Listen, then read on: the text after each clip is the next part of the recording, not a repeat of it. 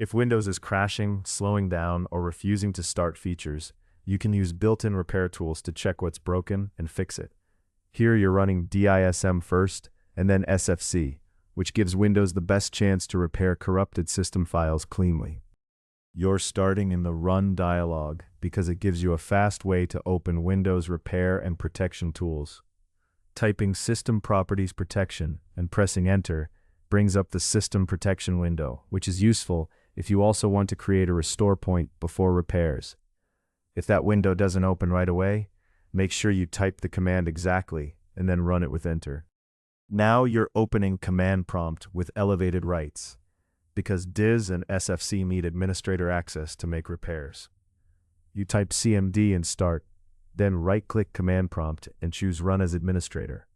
And the shield icon tells you it will run with higher permissions. If you only open a normal prompt, these commands can fail or refuse to run. This security prompt is Windows making sure you approve an admin-level change before the command window opens. You click Yes, so Command Prompt can run with administrator rights and continue the repair process. If the prompt doesn't appear, you may not have started the elevated launch correctly, so go back and use Run as Administrator again. We're starting with DISM/online/cleanupimage/CheckHealth to see whether Windows already knows about component store corruption. This quick check is important because it can confirm whether deeper repair work is needed before you spend time on longer scans. If the command isn't accepted, verify that you're in the administrator prompt and press Enter after typing it. Next, you run DISM online cleanup image ScanHealth for a more thorough inspection of the component store. This step takes longer, but it gives you a better answer about whether the system image has problems that SFC depends on. If the scan seems stuck, give it time. Interrupting it can leave the repair process incomplete.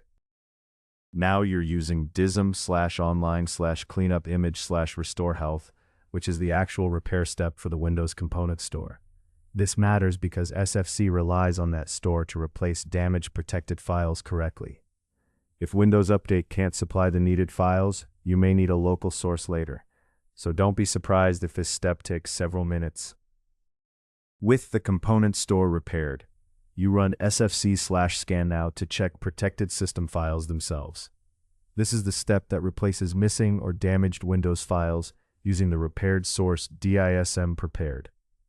If SFC reports it can't fix everything, rerun DISM first, and then run SFC again from the same elevated prompt. This command shows the local source repair path, which is handy when Windows Update can't download the needed files. You type DISM/online/cleanupimage/RestoreHealth/source WIM e/sources.install.wim.1 and then press Enter to run it, using the mounted media at drive E. If your drive letter is different, or if the media uses another file type, you'll need to match the source path exactly, or the repair won't start. Once both tools finish, you've done the core repair workflow and can restart to let everything settle. If you want to compare results or troubleshoot further, windowsforum.com is a solid place to continue from here.